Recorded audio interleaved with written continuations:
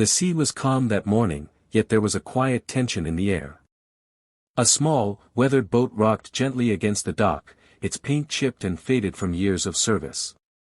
It wasn't much to look at, certainly not the kind of vessel meant to carry dreams, but that's exactly what it held. Ordinary men and women moved quickly, their arms heavy with boxes of food, medicine, and blankets. They weren't soldiers or politicians, they were teachers, doctors, shopkeepers, students, people who lived simple lives, yet carried hearts brave enough to face the unknown.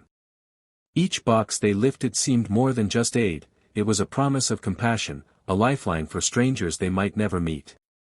There was no fanfare, no flags waving, no cameras flashing. Only the sound of waves lapping against the wood and the low murmur of determination in every breath. Some tied ropes, others stacked supplies, and a few simply stood still, staring out toward the horizon with silent prayers on their lips. They all knew what lay ahead could be dangerous, even life-threatening, but not one of them stepped back. They didn't gather for glory or recognition. They gathered because something inside them whispered that doing nothing was no longer an option.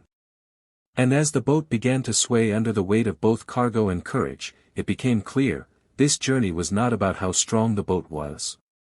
It was about how strong the human spirit could be when it chose love over fear. At first, they were strangers, faces unfamiliar, names unknown. The boat felt like a patchwork of the world itself, with people of different ages, colors, and faiths sitting side by side.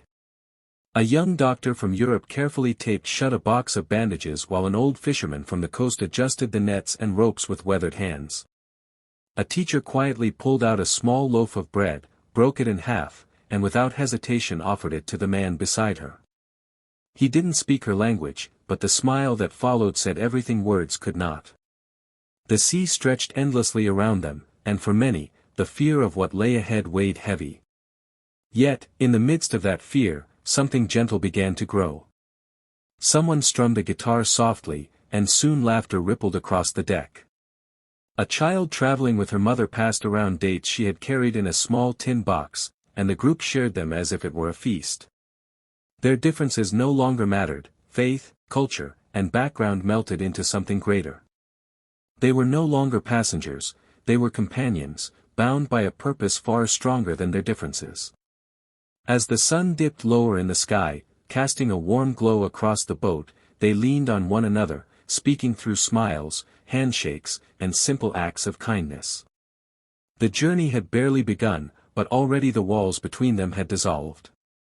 In that fragile wooden vessel, strangers were slowly becoming a family. The third night at sea, the calm they had grown used to suddenly shifted.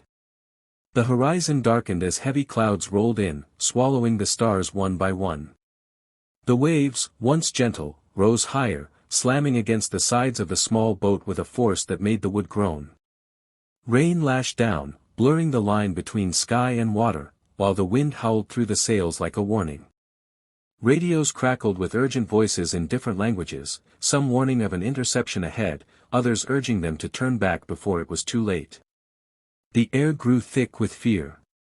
Some passengers clutched the edges of the boat, their knuckles white, while others huddled together, whispering prayers into the storm.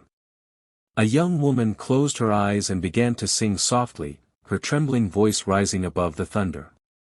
Soon, others joined her, their voices weaving through the chaos, fragile but unbreakable.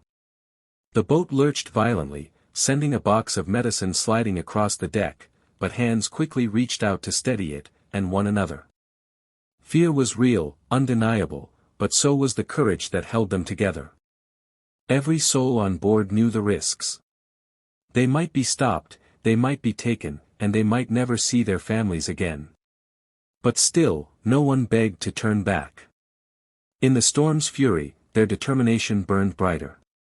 The sea tested them, and so did the shadows of power waiting ahead.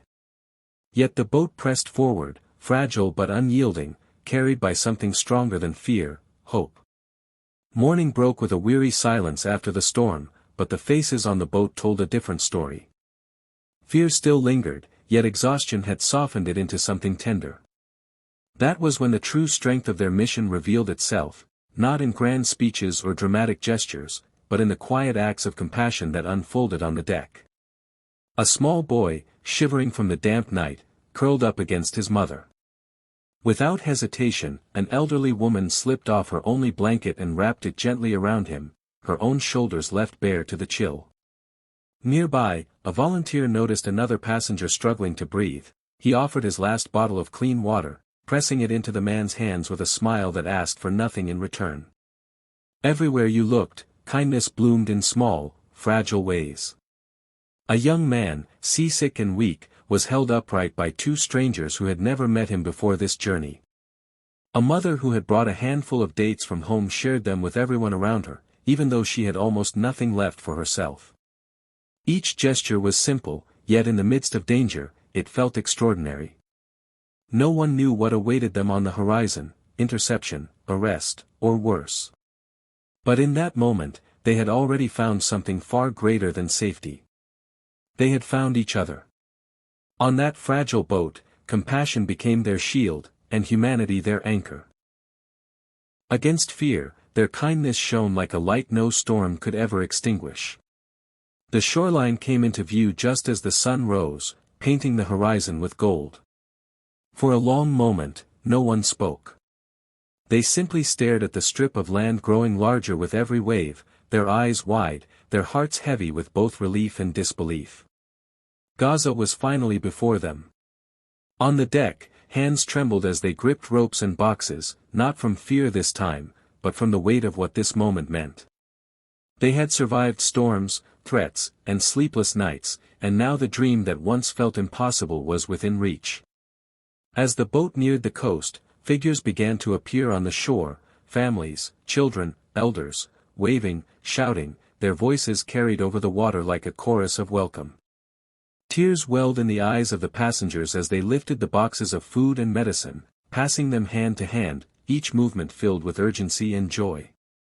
A child on the shore held up a small kite, its colors bright against the morning sky, and the people on the boat smiled through their tears.